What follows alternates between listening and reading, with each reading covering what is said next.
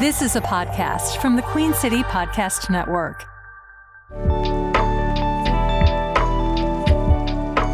Welcome to Hope with Ramona Holloway.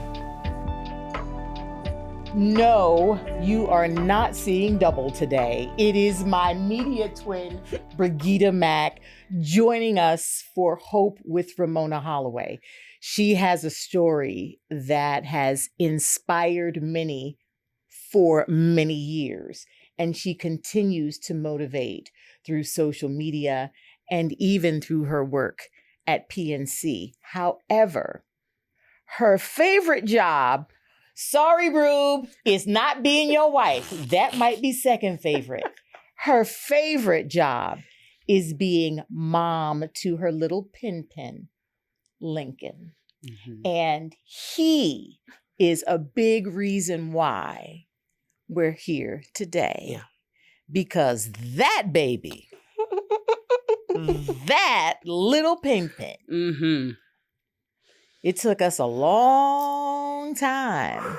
It really did. And Pen is penguin, just so you know. Quick backstory, when my husband, the first time that he ever told me that he loved me, he called me his penguin because he said they mate for life and they always take care of each other. So we knew we wanted to have a little penguin, hence the hashtag our little penguin. And so what a journey. But we welcomed our long-awaited miracle rainbow baby. 3 years. Actually, it was 4 years ago this month that I got pregnant with him. If I want to smile, all I have to do is go back to the video of you sharing your pregnancy news mm-hmm. with your sister mm-hmm. who was pregnant with twins. Yes. Even was it the Today Show? CBS This Morning picked CBS it up. This Morning picked up that story. Mm-hmm. I will never forget one of the producers DM'd me and she was like, "Is this your video?" And I said, "Yeah, it's me, my sister." And she was like, "Oh, we'd love to use this." Like Vlad at the time was doing a segment. And kind of like, Today has Morning Boost. This was CBS This Morning's version. And I couldn't believe it. I was like, sure. So that took off in an unexpected way.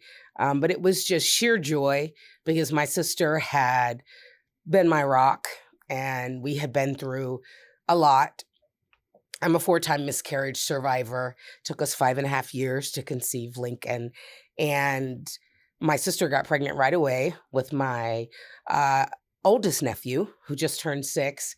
And it was tough because we were, I felt like neck deep in our journey.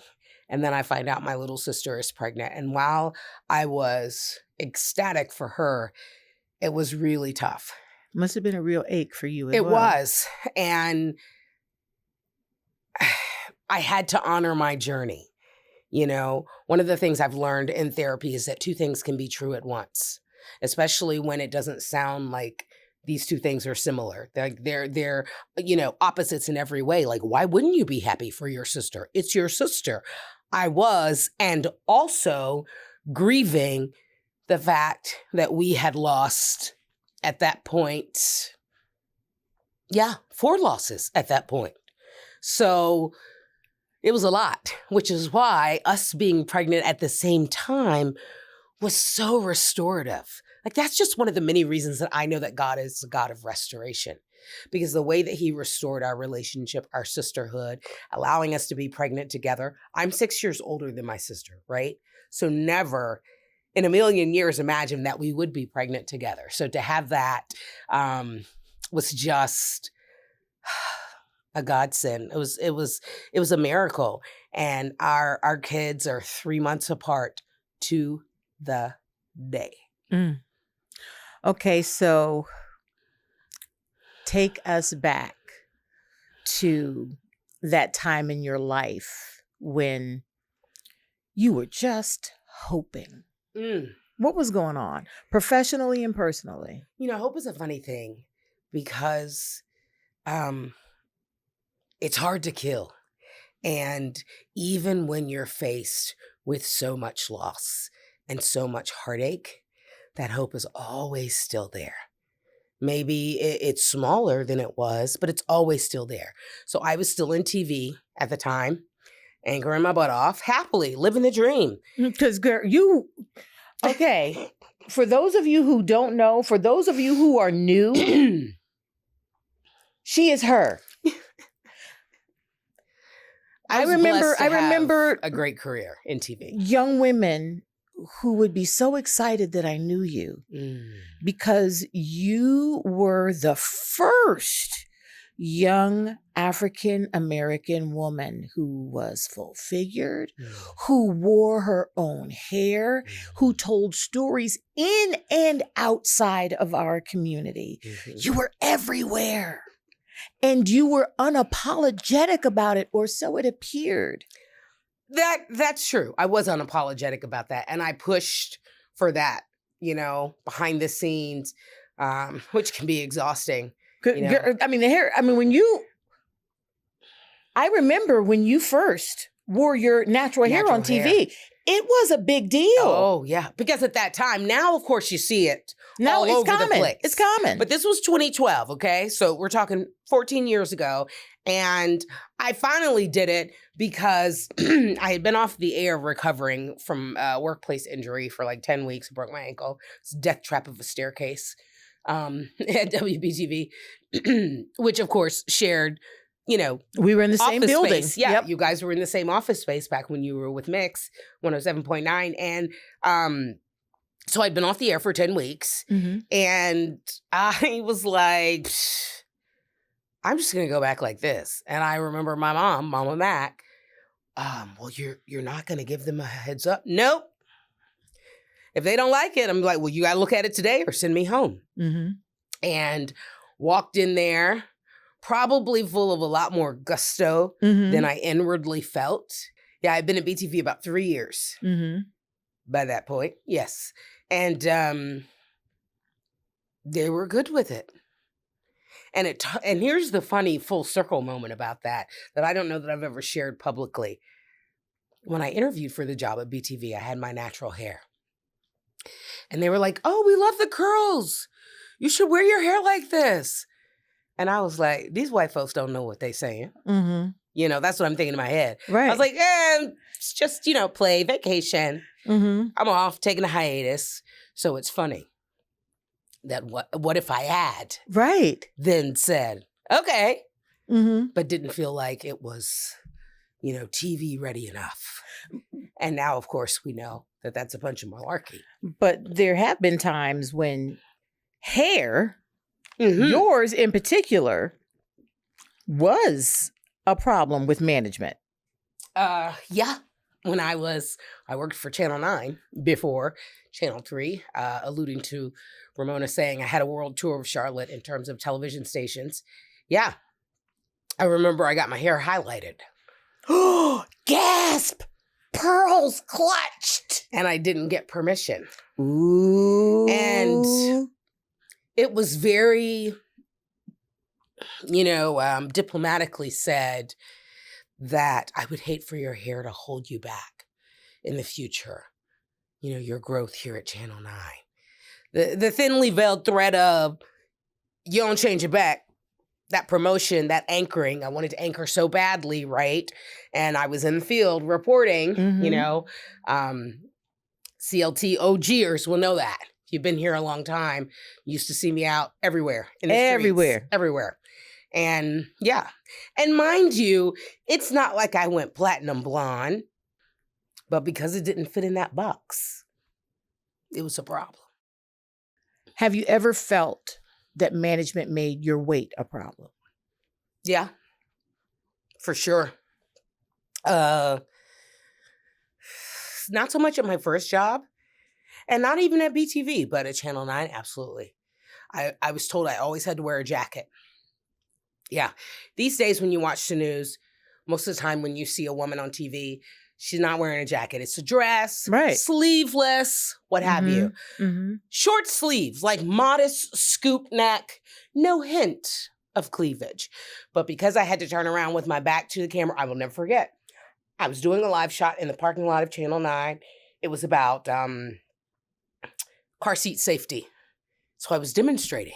And I had turned my back to the camera. It was 90 degrees outside. And so I had on, my shirt and my pants, my slacks. And never forget being brought into the news director's office. You've got to wear a jacket. You've got to wear a jacket. And when I was taken by the appearance coach, yes, you have appearance coaches in TV news. I got called in by one of those one time. Patty Shine. She's legendary in the news business. God love her. I did learn some good things from her. But taking me, it was very clear the direction that she had been given.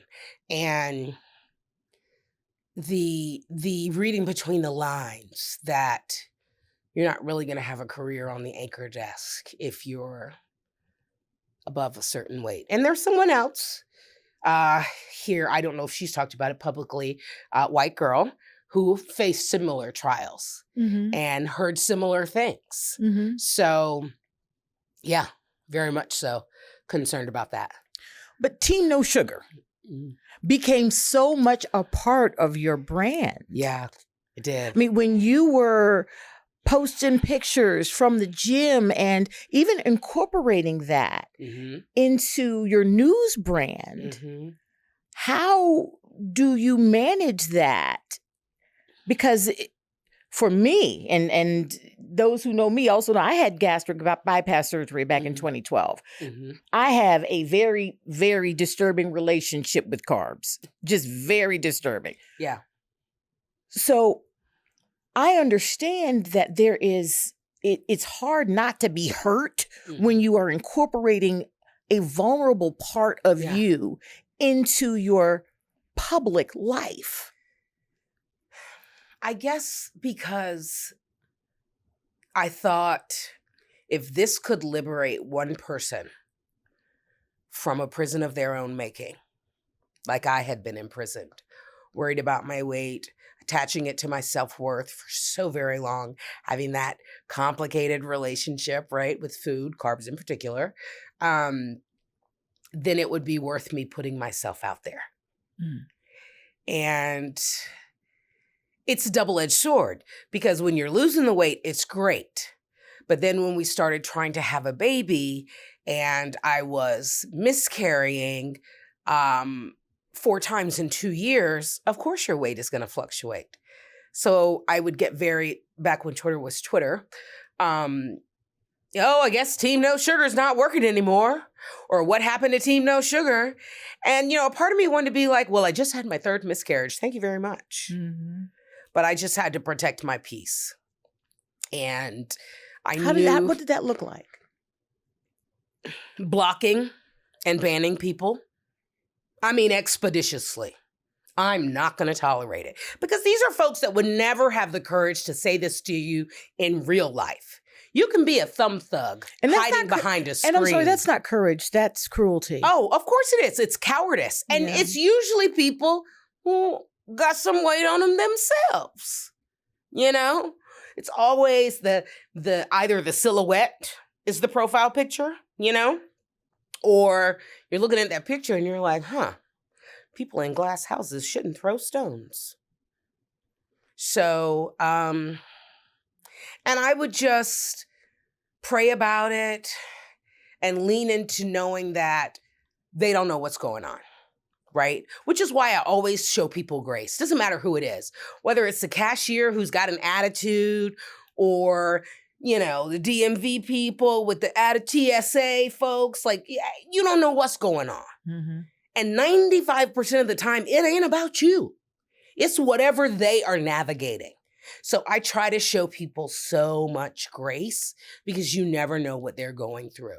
Like if people knew what it took for me to get up out of bed and not just go to work, but go to work on air, have to do your hair, have to do your makeup, essentially give a damn.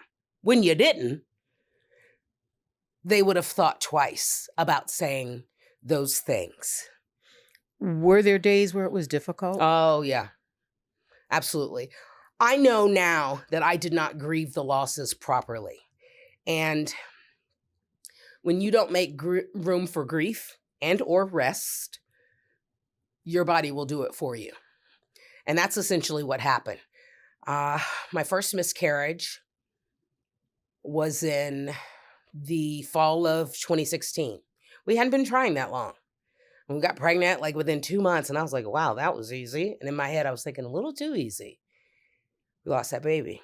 And I needed to have a D&C. And I didn't have any sick days left. I was out of sick days. And terrified to ask for an unpaid day, did not feel empowered, did not feel like I could say that. So I asked my doctor, can you do this on a Saturday? And he was like, yeah, but we'll have to go to the main hospital. All right.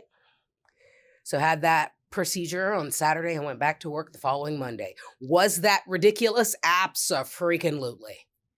But I didn't feel empowered. I didn't feel like I had any choice. And so I put it in a little box and kept going. All of that began to snowball in the summer of 19. We had decided to take a break because we had just had our 4th miscarriage the previous year. And all of that time of pushing through. The chickens come home to roost. At some point, your body is going to demand payment and the bill will come due. And I had to take 6 weeks off from work, unpaid, because I just didn't have it anymore. And I remember my doctor saying to me at the time, pushing through works until it doesn't. And it had stopped working for me. I don't think I got off the couch for a week. My husband made sure I ate. He was the go-between, even between me and my family. Like, I didn't even have what it took to answer a text message. So if someone in your life has fallen off or they've gone quiet and you know that's not like them, it's something going on. So sometimes when I know my friends, my family are going through things, I'll send them a message, just checking in. You can just double tap. I don't need a response. And unless you've been in a low place, you don't understand what that's like. Like, you didn't even have the energy to text? No. Because I had been pushing through, pushing down all that grief. First miscarriage, second miscarriage. The second miscarriage happened while I was doing an event. I was emceeing. It was a Delta event. I come back from vacation. Actively, I knew what was happening. While you were on stage, What do? You finished the event? Yeah. I felt like I had to, you know? There were people counting on There were you. people counting on me. I was representing the station, you know? You're under contract. They own your likeness. You sign away everything. You know, it's in legalese. So I had a great agent, but still, I felt like I had to. And the pressure of all of that came crashing down. And so I did. I took 6 weeks off work, which is an eternity in news, especially if nothing like is wrong, you know? If they don't think anything. If they don't think anything is wrong. And I did not feel comfortable telling management, which had changed by that point. The man that hired me and said, oh, we love the girls, and encouraged me to share my story to what eventually birthed Team No Sugar, had retired. So it was a different game, a different regime, if you will. And I had to. I did not have it. Did not have it. And it wasn't until much later that my family knew the extent of that time. How'd you get out of that dark place? Therapy. Huge proponent of therapy. And I used to say that in a hushed voice, like, yeah, I have a therapist. Now I'm loud and proud about it. I absolutely. Better question is, why don't you? Because here's the thing. We will go get a physical. We'll go get our oil changed for our car, tires rotated. You'll do all of these. We'll get our hair done, okay? Retighten. I got one coming up next month. Do all these things. Well, what happens for your mind? So therapy, and it was not easy because therapy, a good therapist, is like holding up a mirror and slowly peeling back that onion and painstakingly digging through all of that unhealed trauma and pain. That for most of us dates back to childhood. Mm-hmm.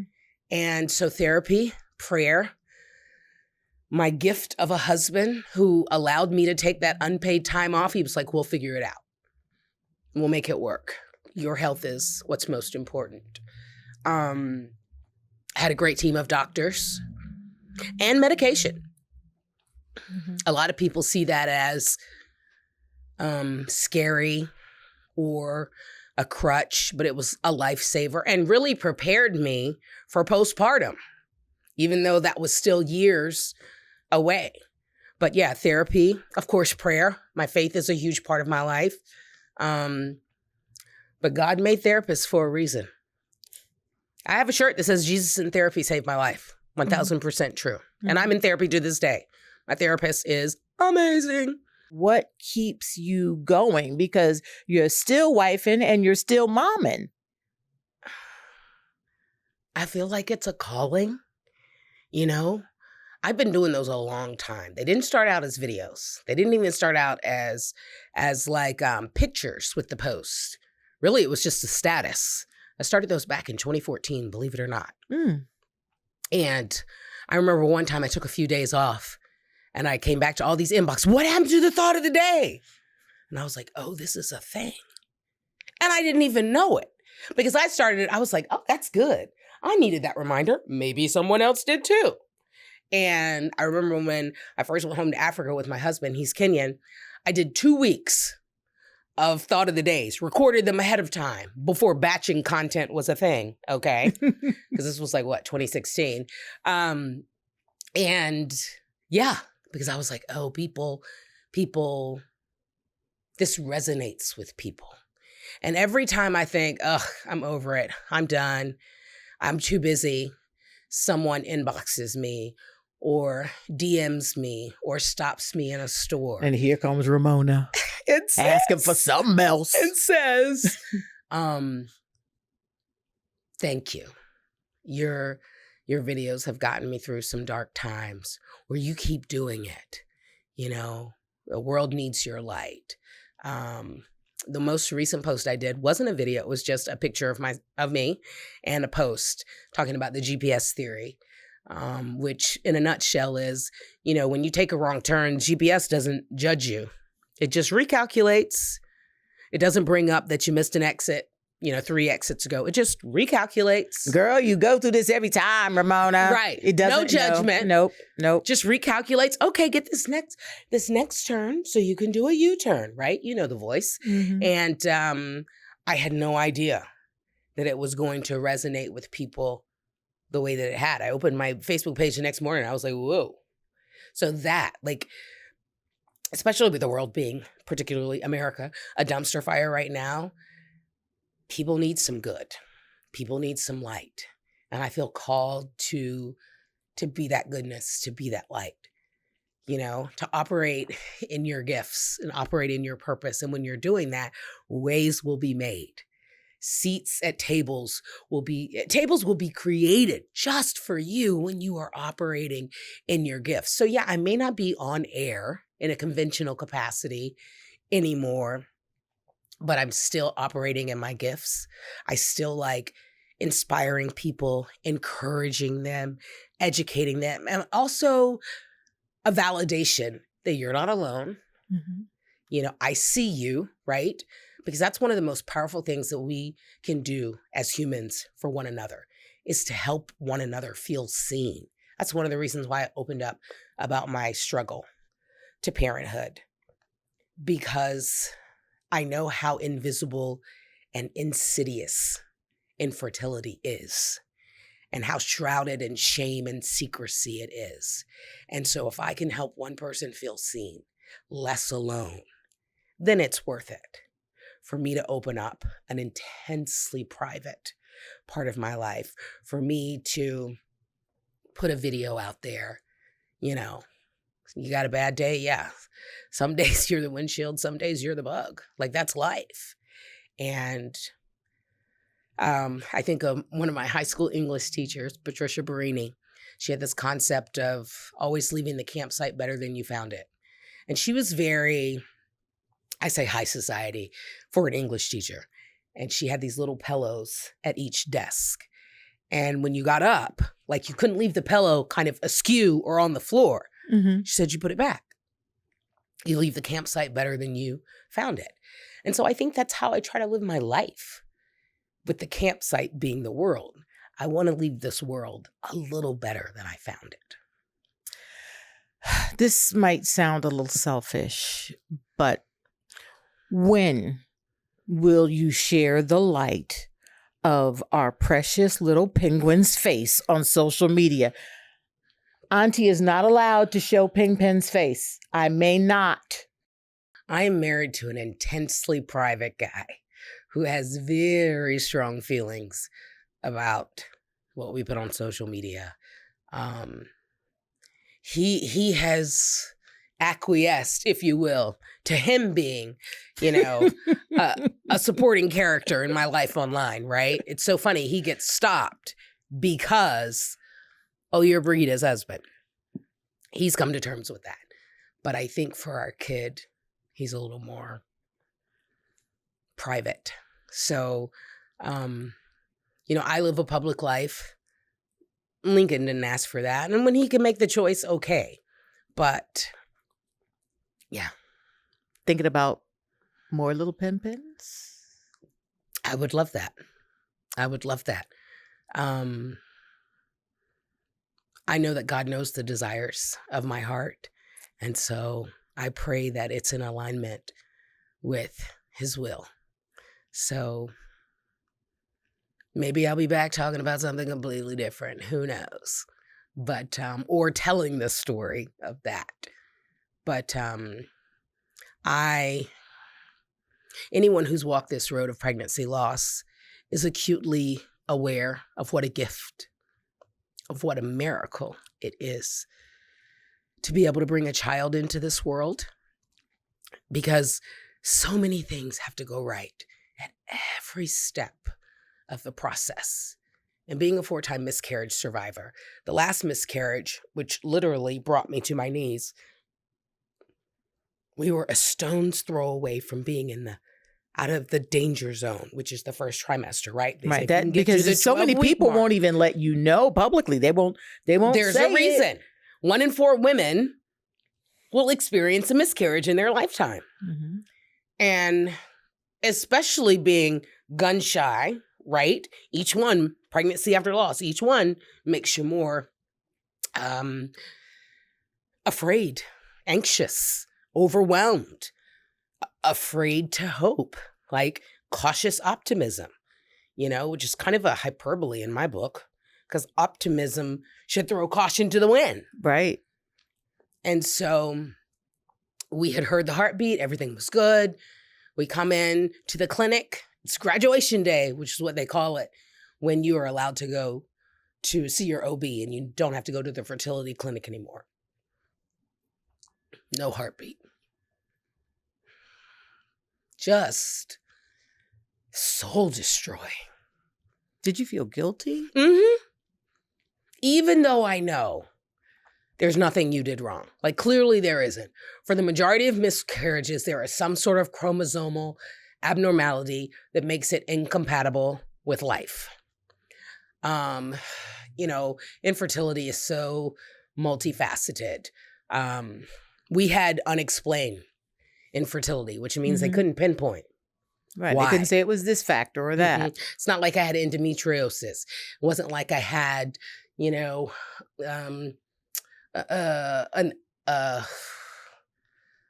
cyst or something. Or fibroids or something. Right. No, checked all the boxes. So we knew we could get pregnant, but we couldn't stay pregnant. And so that was a lot.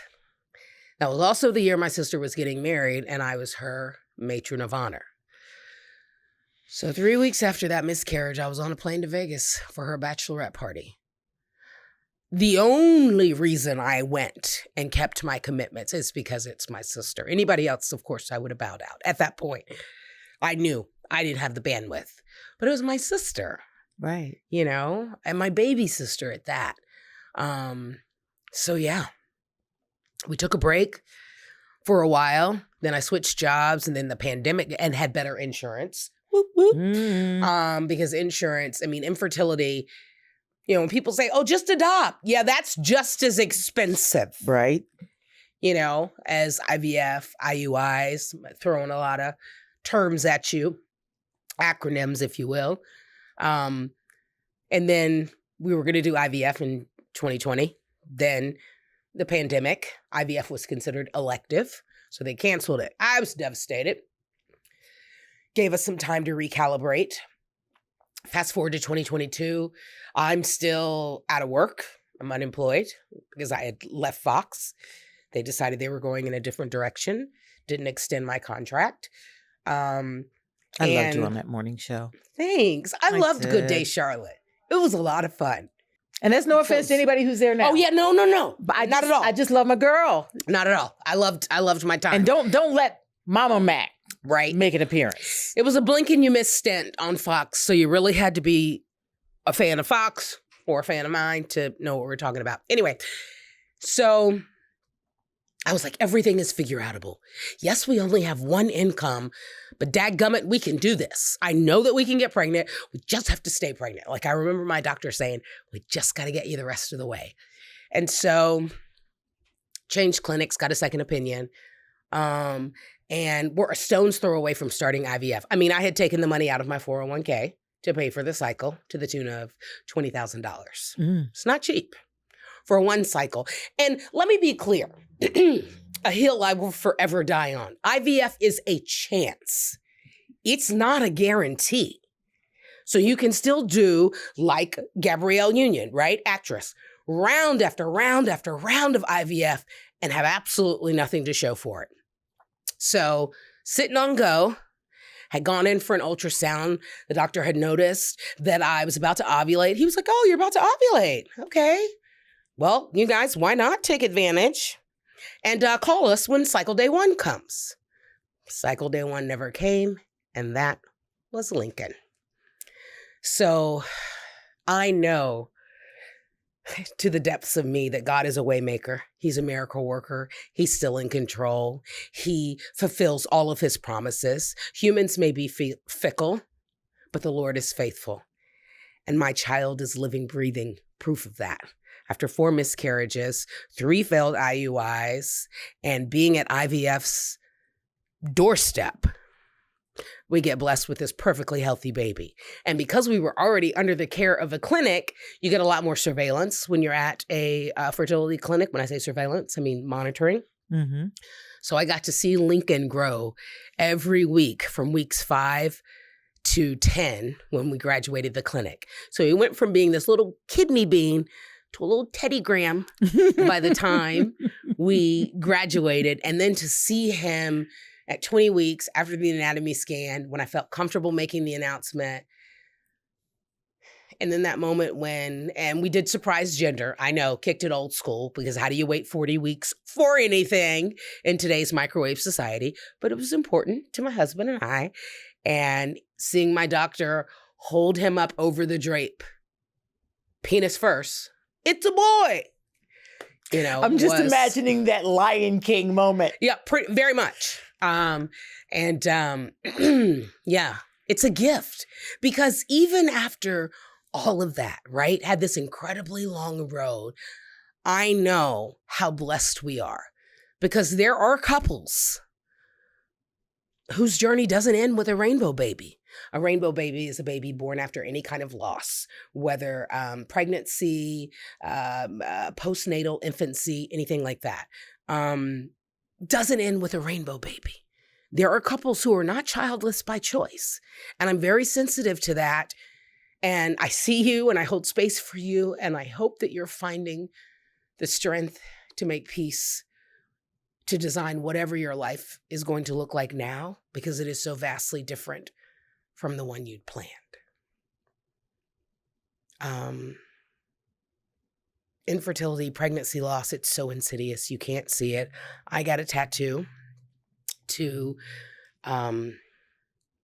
remember everything that we had gone through, because I said to God, I said, I know one day we're going to be on the other side of this, and we're going to be knee deep in joy and diapers and poopy diapers, projectile vomit, all things that have happened, by the way. And I never want to forget what it took to get here, what we lost, what we endured. So I got that tattoo as a reminder. And it was incredibly cathartic, because you can't see pregnancy loss. You can't see the miscarriage. And I wanted to remember and honor those 4 angel babies who I believe absolutely paved the way for our sweet Lincoln. You give us those thoughts of the day. For the people who don't know where to find you, can you share that right now? Yes, I'm on Facebook, Brigida Mack. Instagram, Brigida Mack, across all platforms. Technically, I'm still on X, but I don't go on there. Why? Because I protect my peace and I choose distance over disrespect. But hey, you do you. So yeah, Facebook and Instagram. And by the way, for the people in Food Lion who say that another way, B-Mac, when I'm in the store and I don't have time to tell you I'm not B-Mac, just know she's the one you need to follow.